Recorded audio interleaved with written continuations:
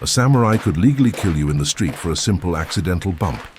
They tested their swords by cutting through living human bodies, piling up corpses to measure how many they could pierce with a single blow. And the samurai honor you know from movies? An invention of the late 19th century to romanticize centuries of betrayal, violence, and brutal pragmatism. The truth about history's most glorified warriors will shatter everything you thought you knew. In feudal Japan, there was a terrifying law called kiri sute gomen, meaning permission to cut up and leave the body. This practice gave samurai the legal right to kill any lower-class person who disrespected them, and the body could simply remain in the street. In 1686, a blacksmith named Hichizaemon accidentally threw a bamboo blowpipe that struck a samurai in the forehead. Despite repeated apologies, the samurai Oyan Genzaemon immediately killed him with his sword, completely within the law. The blacksmith's son, only 14 years old, spent the rest of his life building 100 stone statues to honor the memory of his legally murdered father. These statues, called Hogyu Jizo, still exist in Kumamoto today. The rule required the blow to be immediate, but in practice, samurai traveled with servants who acted as convenient witnesses, and obviously a servant would never testify against his master. There is the case of a nobleman named Kuranosuke Toda, whose carriage was pushed by a commoner. The bodyguard demanded an apology, but the peasant insulted them. Observing from the litter, Toda ordered the man to be cut down, and the judges approved his decision without punishment. Another, even more brutal case involves a samurai named Saiheiji Tomo, who was dishonored by a commoner. The man fled with Tomo's sword after the initial offense. Tomo not only killed the individual, but his entire extended family. This fear was not merely psychological, it was deliberate social control. Peasants raised knowing that any samurai could take their lives for perceived disrespect were far more likely to accept samurai as lords. The law was only abolished in 1876 during the Meiji Restoration, but until then entire generations lived under this threat of instant death. When a samurai bought a new sword, he needed to test it. This practice was called tameshigiri, or test cut, and the preferred method wasn't wood or bamboo, but the human body.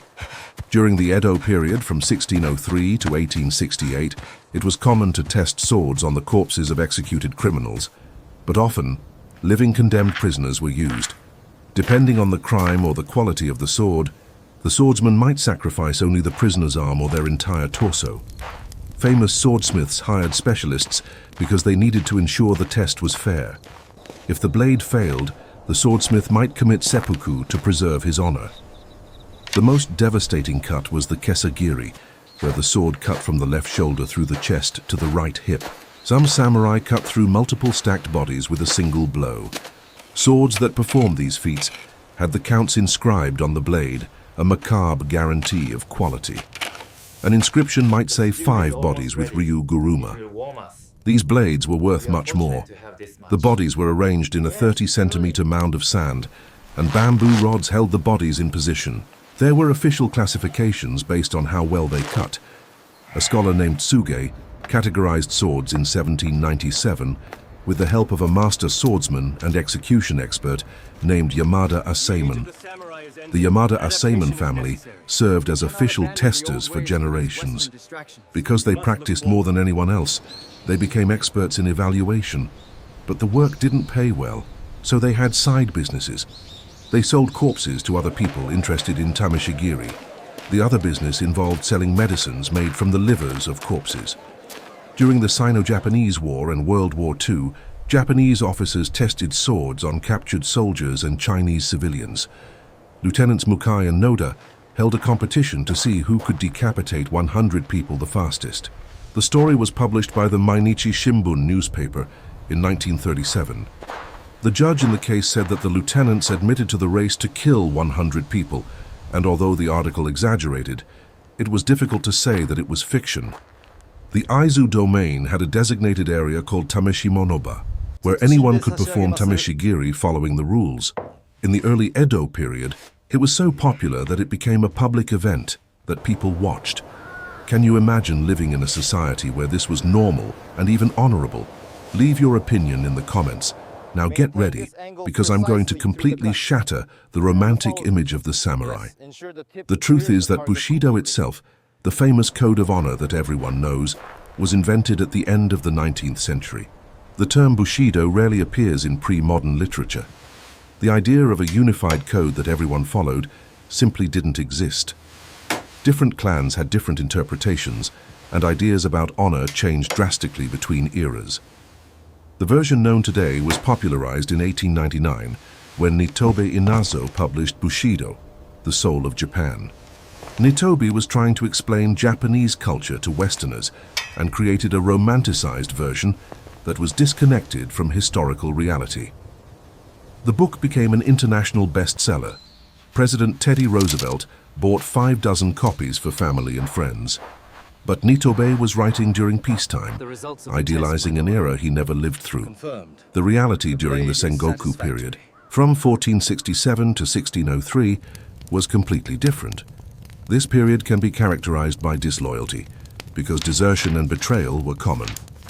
Loyalty to one's lord may be good, but when the entire country is at war, loyalty to oneself is better.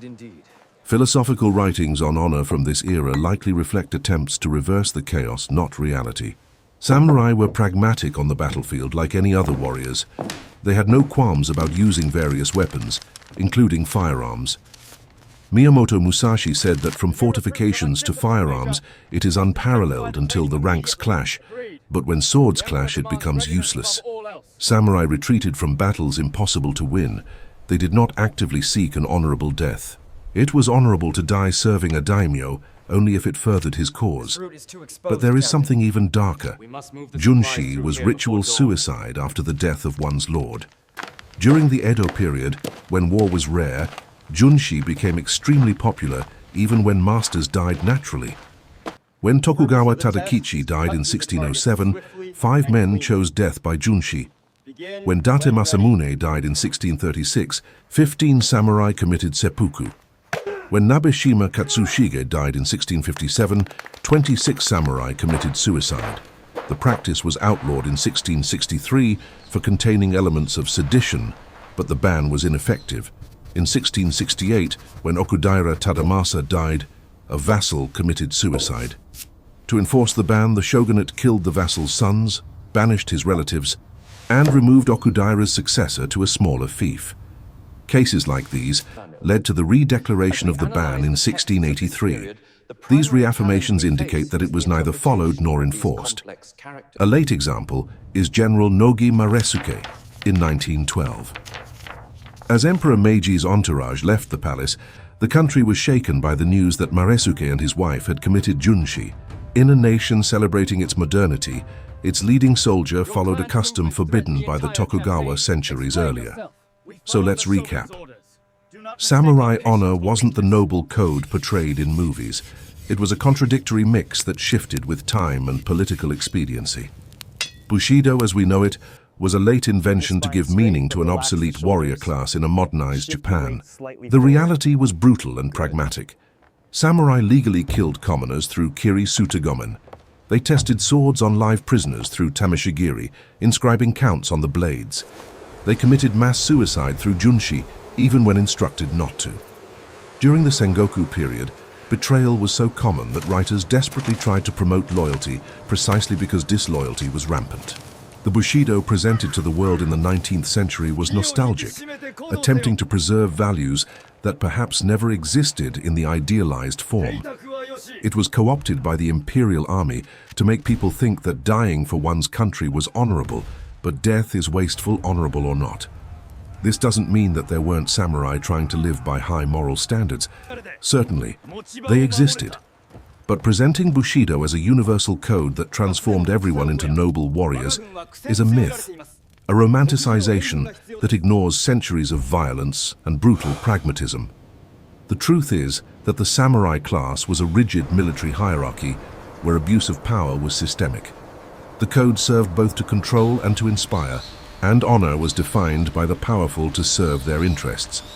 The history of the samurai is fascinating, not because they were perfect, but because they were profoundly human, living in social transformation and constant conflict, trying to find meaning through a code that they themselves created and recreated with each generation. If you enjoyed discovering the dark truth behind samurai honor, leave a like and subscribe to the channel so you don't miss any more shocking revelations about history and cultures that will change your perspective on the past.